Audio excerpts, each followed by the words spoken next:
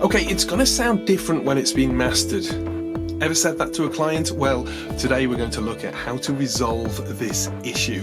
Yes, this is another one of the coaching mini tutorial videos. I'm going to keep it super quick. If you're interested in the Recording Studio Masterclass coaching program, where we teach you how to go from where you are to where you want to be in the recording industry, then check out the link in the description and see if you've got what it takes to apply and work with us on really furthering your career.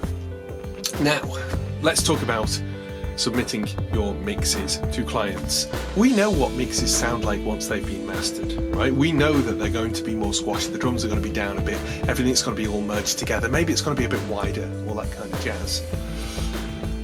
But does your client know that? No, they don't really necessarily have that appreciation. Unless they've been in the industry a long time and they've done many records before. So my recommendation is to run a test, kind of faux master off when you do your mixes for them. Make it a little bit compressed, maybe use a multi-band limiter or something, a little bit of a stereo widener, that kind of thing.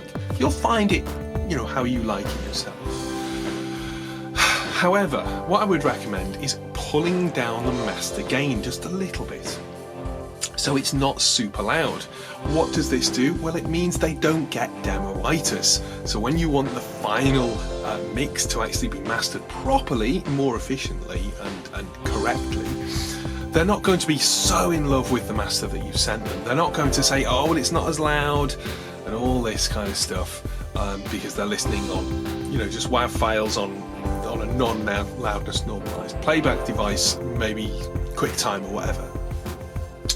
So what you do is you crunch it down a little bit so everything merges together nicely, and then you pull your master gain down just a tiny bit, so you're sort of squaring off the wave a little bit and then shrinking it down somewhat.